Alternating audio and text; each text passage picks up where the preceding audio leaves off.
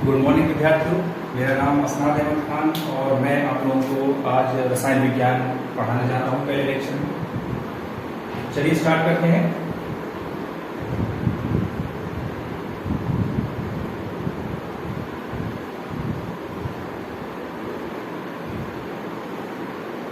रसायन विज्ञान। रसायन विज्ञान पढ़ने से पहले हम लोग जानेंगे विज्ञान क्या है। तो बच्चों, विज्ञान किसी विषय का, कोई भी विषय हो, किसी विषय का क्रमबद्ध और व्यवस्थित ज्ञान विज्ञान कहलाता है। क्या कहलाता है? किसी विषय का क्रमबद्ध एवं व्यवस्थित ज्ञान विज्ञान कहलाता है। अब विज्ञान के अंतर्गत बहुत सारी शाखाएं आती हैं। जो महत्वपूर्ण शाखाएं हैं वो है भौतिक विज्ञान, रसायन विज्ञान और जीव विज्ञान। इन तीन विज्ञान का ज्यादा महत्वपूर्ण है दैनिक जीवन में, तो हम इन्हीं से संबंधित आज रसायन विज्ञान पढ़ेंगे। ठीक है, तो जब हम रसायन विज्ञान पढ़ेंगे तो रसायन विज्ञान पढ़ने से पहले हमें ये पता होना चाहिए कि उत्तर प्रदेश बोर्ड द्वारा स्वीकृत पाठ्यक्रम जो हमें पढ़ना है वो क्या है। क्योंकि जब तक हमें ये ना पता हो कि हमें पढ़ना क्या है तो हम अपनी स्टडी की दिशा सही नहीं कर सकते। ठीक है विद्यार्थियों, तो रसायन विज्ञान में हम जो पढ़ेंगे उसमें भी तीन तरह के विज्ञान, तीन छोटी उप शाखाओं में हम इसको बांटेंगे। पहला जो उप शाखा होगी वो होगी भौतिक रसायन।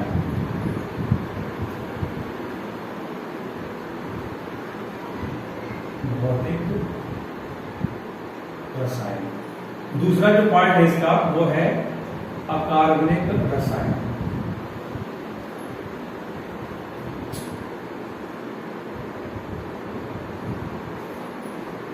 और जो तीसरा पार्ट है वो है कार्बनिक रसायन।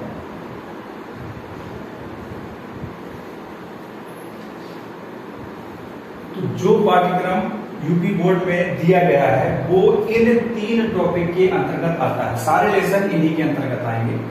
तो जो भौतिक रसायन वाला पार्ट है इसमें जो लेसन है वो हम देखते हैं एक एक करके।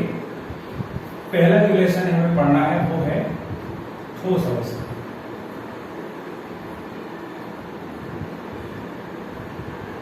दूसरा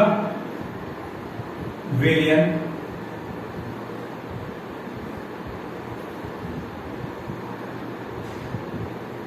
तीसरा जो पार्ट है इसके अंतर्गत वो है वैद्युत रसायन।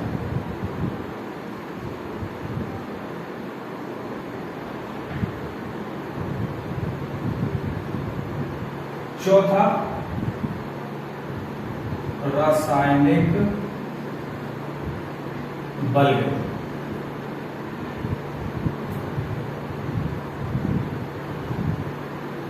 विद्यार्थियों, ये जो चार चैप्टर है, ठोस अवस्था, विलयन, वैद्युत रसायन और रासायनिक बलगति, तो जितने भी आंतरिक प्रश्न बनते हैं वो सबसे ज्यादा इन्हीं चार अध्यायों पर बनते हैं।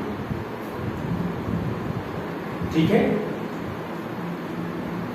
पांचवा जो लेसन है वो है पृष्ठ रसायन।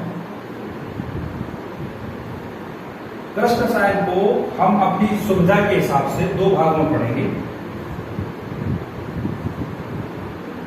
एक पढ़ेंगे उत्प्रेरण, दूसरा पढ़ेंगे कोलाइडी वेलिंग। छठा जो चैप्टर होगा वो होगा तत्वों के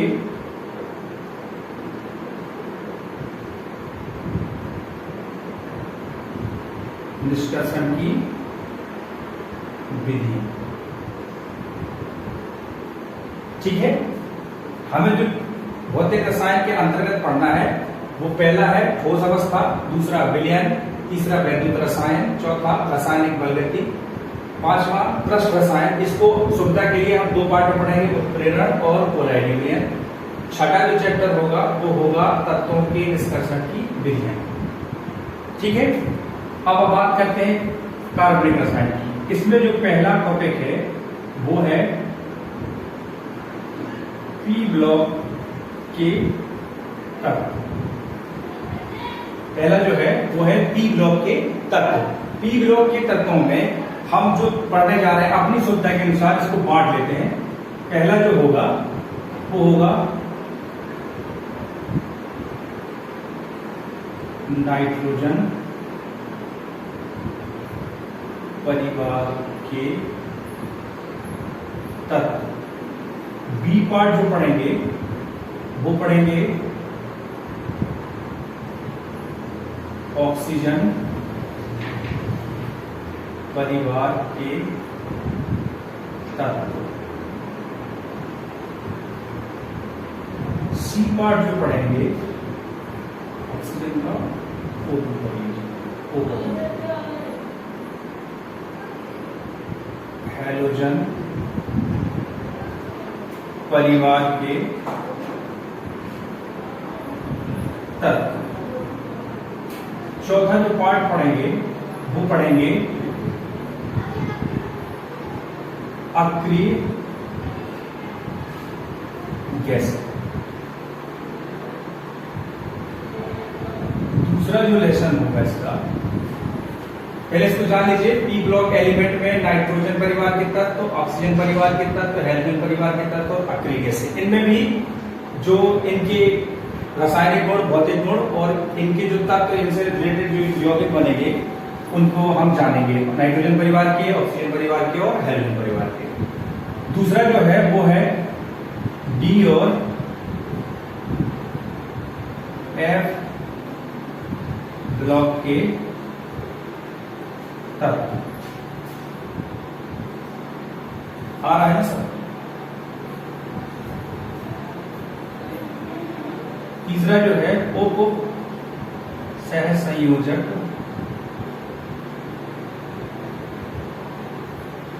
बंध। इसके अंतर्गत हम वो पढ़ेंगे कि जब दो या दो से ज्यादा एलिमेंट से उप सह संयोजक या सह संयोजक बंधों द्वारा जुड़ते हैं, इससे बहुत सारी सीधे सीधे क्वेश्चन पूछता है। ठीक है, जो तीसरा पार्ट है अकार्बनिक रसायन का, कार्बनिक रसायन का वो जानेंगे। तो विद्यार्थियों इतना नोट कर लो जिसका सिलेबस में लिखा हो।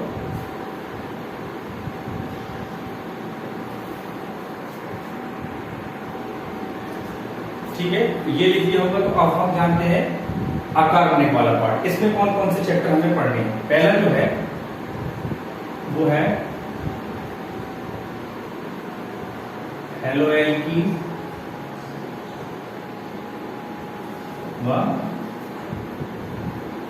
हेलोएरीन।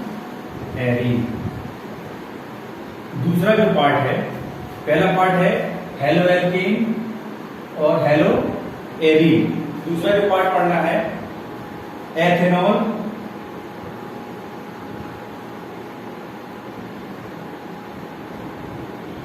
Ether phenol.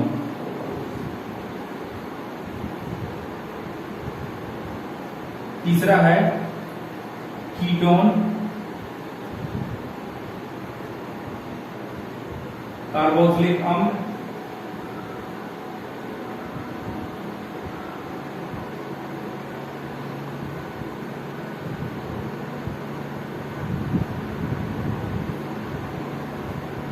कार्बोक्सिलिक अम्ल।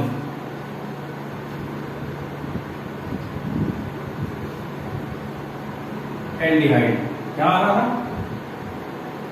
एल्डिहाइड। चौथा जो लेसन होगा इसका, क्योंकि सबसे ज्यादा बच्चों इसी पार्ट में ही सबको दिक्कत होती है।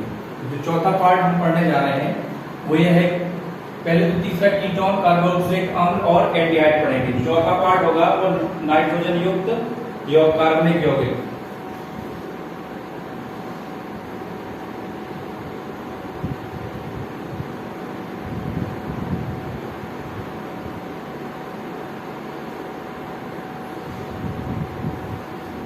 पांचवा है वो है जैविक अणु।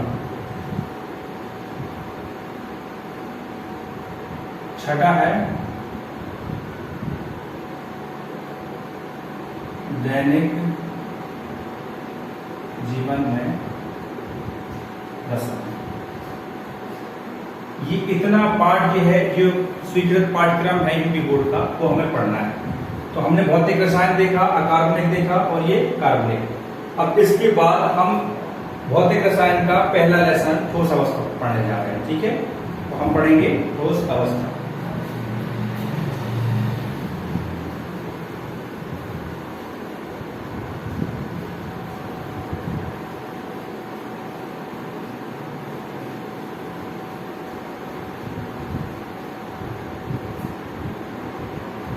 पहला चैप्टर है ठोस अवस्था।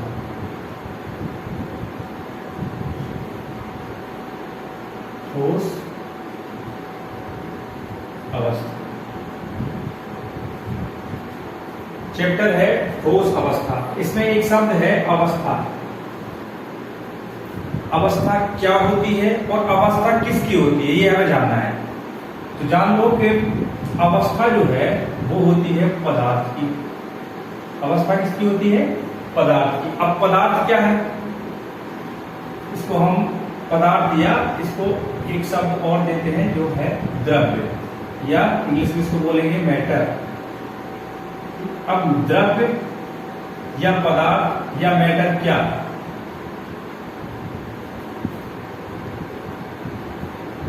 जो स्थान जो वस्तु स्थान घेरती है और उसमें द्रव्यमान होता पदार्थ कहलाती है। अर्थात ऐसी वस्तु जिसमें कुछ द्रव्यमान होता है और जो स्थान घेरती है वो कहलाता है द्रव्य या पदार्थ या मैटर। अब जो द्रव्य या पदार्थ या मैटर है उसकी अवस्था होती है। क्या होती है? अवस्था। तो अगर हम द्रव्य को देखें तो द्रव्य की जो अवस्थाएं हैं वो मूल रूप से 3 अवस्थाएं मानी जाती हैं। मूल रूप से कितनी अवस्थाएं मानी जाती है? 3 अवस्थाएं। पहली ठोस अवस्था,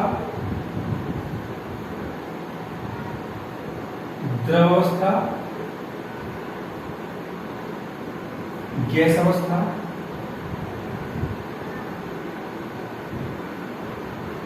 जो मुख्य रूप से है वो ये 3 अवस्थाएं हैं जिनमें से हमें अध्ययन करना है ठोस अवस्था का।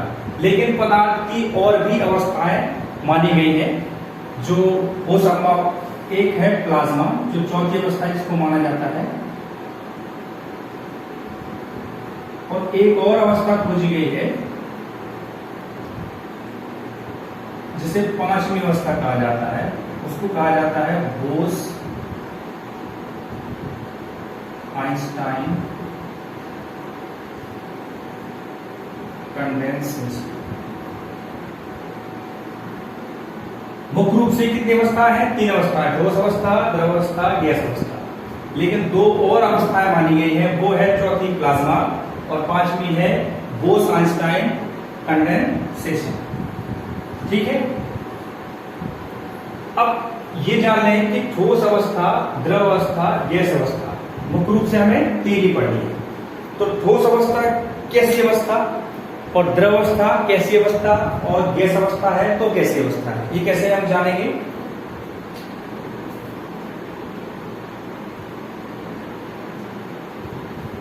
पदार्थ की वह अवस्था जिसमें उसका आयतन निश्चित हो और उसका आकार या आकृति कह सकते हैं हम, जो निश्चित है वो कहलाती है ठोस अवस्था। द्रव अवस्था वो अवस्था जिसमें आयतन तो निश्चित होता है लेकिन उसका आकृति या आकार जो है निश्चित नहीं होता। गैस अवस्था में ना तो उसका आयतन निश्चित होता है और ना ही उसकी आकार या आकृति निश्चित होती है। ठोस अवस्था जान लेते हैं।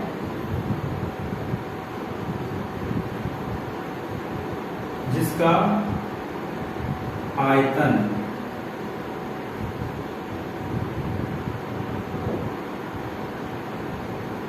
और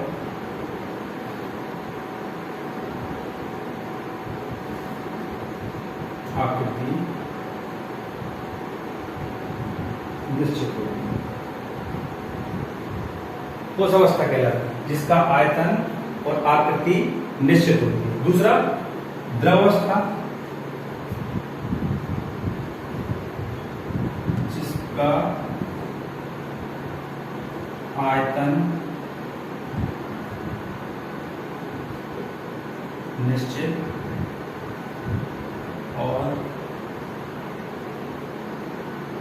आकृति अनिश्चित होती है।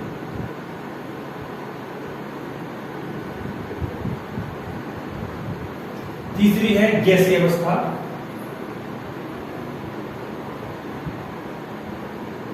जिसका आयतन और आकृति दोनों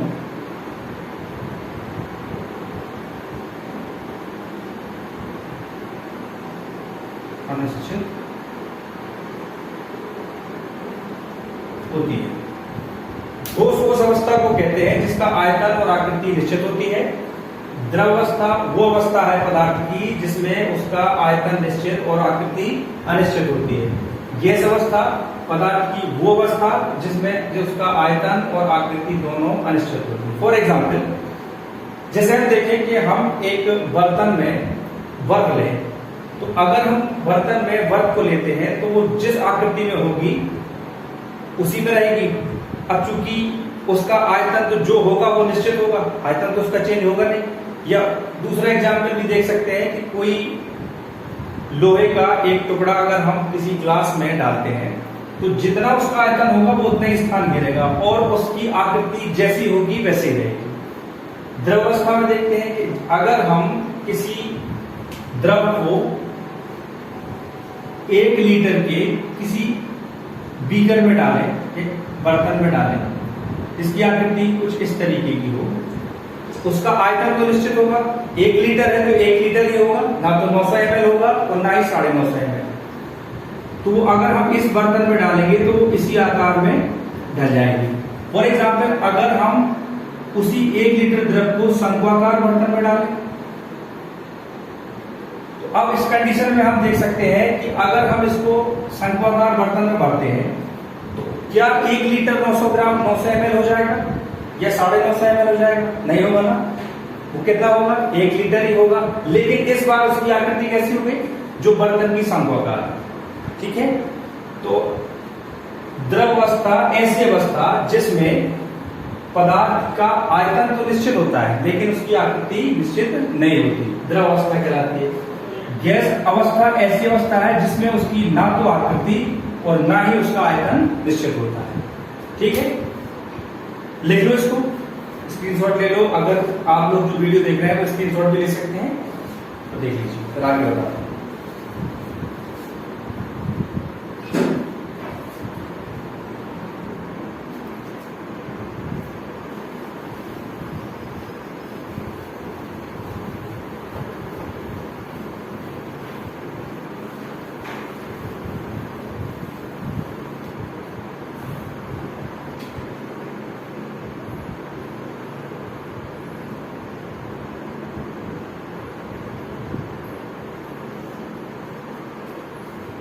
पदार्थ की जो अवस्था है, जो हमने 3 अवस्थाएं पढ़ी, ठोस पढ़ी, द्रव पढ़ी, गैस पढ़ी, ये अवस्था किस बेस पे है ये हमें जानना जरूरी है कि अगर पदार्थ की अवस्थाएं अलग अलग होती है तो कोई तो कारण होगा जिसकी वजह से ये पदार्थ की अवस्थाएं अलग अलग होती है।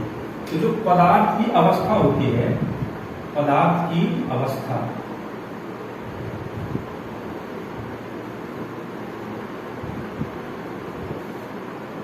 वो होती है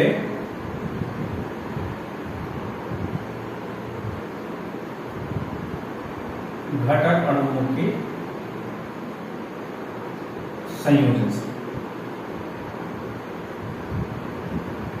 पदार्थ की जो अवस्था होती है वो ठोस अवस्था होगी, द्रव होगी, गैस होगी, वो घटक अणुओं के संयोजन से होती है। किससे होती है? घटक अणुओं के संयोजन से। पदार्थ की अवस्था क्या होती है? घटक अणुओं के संयोजन से। अब हमें जो पढ़ना है वो ये पढ़ना है, ये पार्ट ठोस अवस्था। कौन सा पढ़ना है? ठोस अवस्था। अगर हम ठोस अवस्था को बांटते हैं तो घटक अणुओं के संयोजन के आधार पर ही हम ठोस अवस्था को दो भागों में बांटते हैं। पहला जो होगा वो होगा क्रिस्टलीय ठोस, दूसरा अक्रिस्टलीय ठोस। एक होगा क्रिस्टलीय ठोस, दूसरा होगा अक्रिस्टलीय ठोस। ठीक है, अब क्रिस्टलीय ठोस क्या होता है ये जानेंगे हम, और अक्रिस्टलीय ठोस क्या होता है वो जानेंगे। तो ऐसा या ऐसे ठोस पदार्थ, ऐसे ठोस जिनकी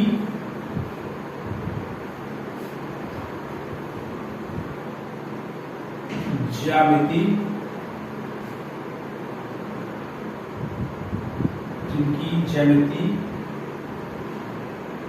ऐसा लिख सकते हैं इसको,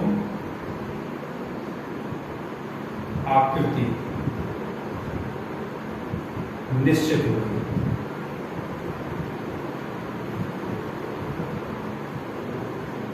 क्रिस्टलीय ठोस वो ठोस या ऐसे ठोस जिनकी ज्यामितीय आकृति कैसे होती है?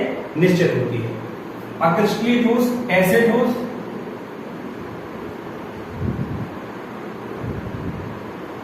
जिनकी ज्यामिति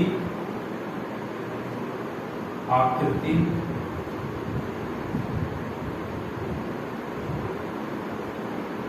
अनिश्चित होती है।